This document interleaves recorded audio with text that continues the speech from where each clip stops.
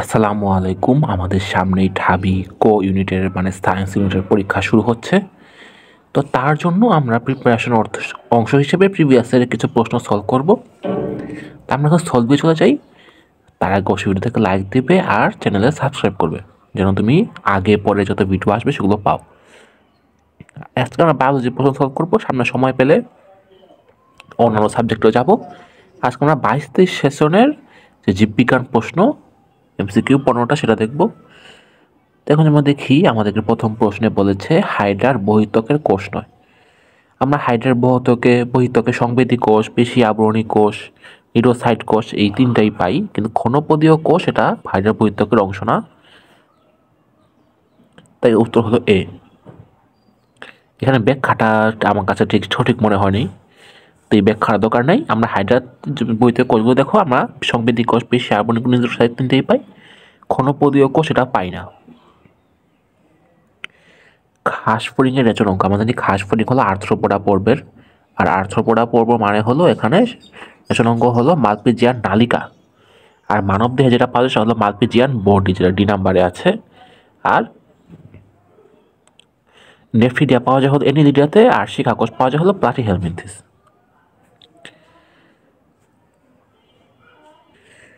Kelvin চক্র মানে C3 চক্র, সেখানে কার্বন ডাইঅক্সাইড গ্রহীতা কোনটা? সেটা হলো RUBP, রাইবোলোজ 1,5 বিস ফসফেট। এটা হলো কেলভিন চক্র বা C3 চক্র কার্বন ডাইঅক্সাইড গ্রহীতা। আর C4 চক্রে কার্বন ডাইঅক্সাইড গ্রহীতা হলো PEP মানে ফসফোইনোল পাইরুভিক অ্যাসিড। প্রথম স্থায়ী পদার্থ দেখে নিতে পারো। প্রথম স্থায়ী পদার্থ C3 মিলিয়ে দেখো, 3PGA মানে 3 ফসফোগ্লিসারিক অ্যাসিড, আর C4 এর জন্য অক্সালো অ্যাসিডিক অ্যাসিড। রুই মাছের হৃৎপিণ্ডে কোন অংশটি নেই? রুই মাছের হৃৎপিণ্ডে সাইনাস ভেনোসাস থাকে, অলিন্দ থাকে, নিলয়ও থাকে বা ভেন্ট্রিকলও থাকে, বালবাস আর্টারিওসাসও থাকে, কিন্তু কর্নাস আর্টারিওসাস নেই। তাই অপশন ডি সঠিক উত্তর। একজন মানুষের বাম ফুসফুসে কয়টি লোবিউল পাওয়া যায়? আমরা রাখবো ডান ফুসফুসটা একটু বড়, বাম ফুসফুসটা একটু ছোট। বাম ফুসফুসে পাওয়া যায় 8টা, আর ডান ফুসফুসে 10টা। কোন এনজাইম স্নেহজাতীয় খাদ্য পরিপাক করে? আমরা লিপিড দিয়ে আমরা রাখতে পারি লিপিডের এল, লাইপেজের এল। লাইপেজ জাতীয় খাদ্য লিপিড বা স্নেহজাতীয় খাদ্য পরিপাক করে। অ্যামাইলেস, মোল্টেজ এগুলো শর্করাকে করে। আর পেপসিড আমরা পেপটাইড দিয়ে মনে রাখতে পারি, সেটা হল আমিষ জাতীয় খাদ্যকে পরিপাক করে। নিচের কোন উদ্ভিদে ল্যাপ্টোসেন্ট্রিক বাষ্পবর্ণ পাওয়া যায়? আমরা মনে রাখতে পারি প্লিস হলো হেড্রোসেন্ট্রিক। টেরিস, লাইকোপোডিয়াম, স্লাজিনেলা, এই প্লিসটা হলো হেড্রোসেন্ট্রিক।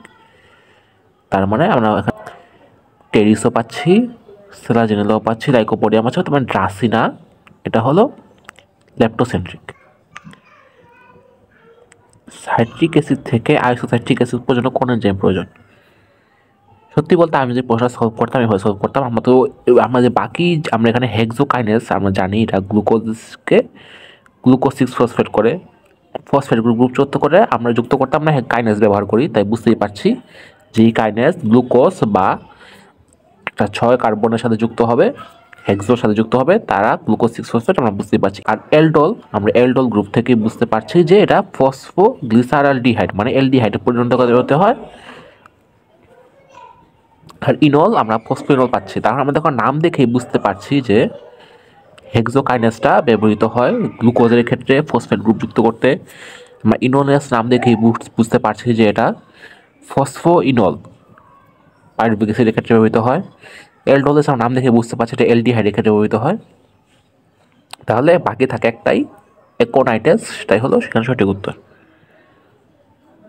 এটা আমি এভাবেই সলভ করতাম, কারণ একোনাইটেস এটা কিন্তু আমাদের বইতে আমি অন্তত পড়িনি, জানি না তোমরা দেখেছো কিনা।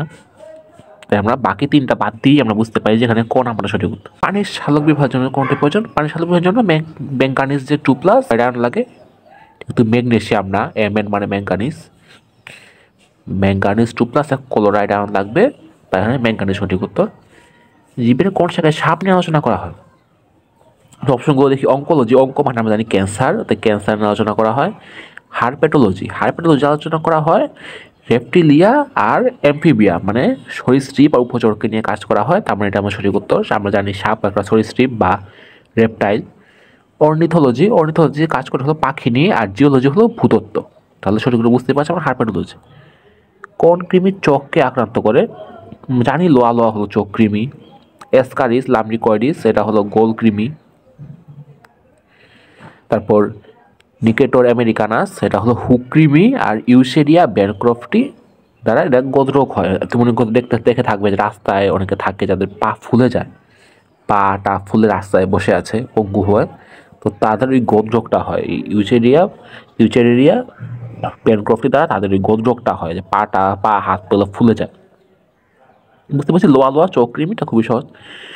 সমপ্রকরতা ফিনোটাইপিক অনুপাত, আমরা জানি সমপ্রকরতা হলো মেন্ডেলের প্রথম সূত্রের একটা ব্যতিক্রম, তাই এটা আমরা বুঝতেই পারছি যে খুবই সহজ, কারণ প্রথম সূত্রে আমরা জানি থাকে হলো 3:1, মানে মোট 4টা বৈশিষ্ট্য থাকে, তার মানে 2:1:1, এটা কিন্তু 2+1 মানে 4টা। আমরা তুমি উত্তর নাও পারো তাও তুমি বেশ যাবা যে যেহেতু 1:2 এখানে 4টা বৈশিষ্ট্য আছে, তার মানে এটাই সঠিক উত্তর হবে, বাকি দুটো অনেক বেশি বেশি বৈশিষ্ট্য দেওয়া আছে। তো এটাই হলো সমপ্রকরতার ক্ষেত্রে 1:2:1 পাওয়া যায়, এটা মেন্ডেলের প্রথম সূত্রের একটা ব্যতিক্রম। অসমপ্রকরতাও এরকম সেম, আলিথাজিনে পাওয়া যায় 2:1। নিয়ত বর্ধনশীল মজুরি অনুযুক্ত পুষ্পমঞ্জি পাওয়া যায় হলো জবাতে। আর দিনী শেখা ফুটমো শস্য, আমরা জানি দিনী শেখা যখন হয় একটা পুংরেণু যুক্ত হয় একটা ডিম্বাণুর সাথে জায়গোত্তরী করে, আরেকটা যে পুংরেণু বাকি থাকে যেটা নায়কের বন্ধু যেটা বাকি থাকে সেটা সেকেন্ডারি নিউক্লিয়াসের সাথে যুক্ত হয়, মানে নায়িকার বান্ধবীর সাথে মিলিত হয়, মিলে ট্রিপ্লয়েড শস্য তৈরি করে, তো হলো ট্রিপ্লয়েড। কোন ফল পার্থেনোকার্পিক?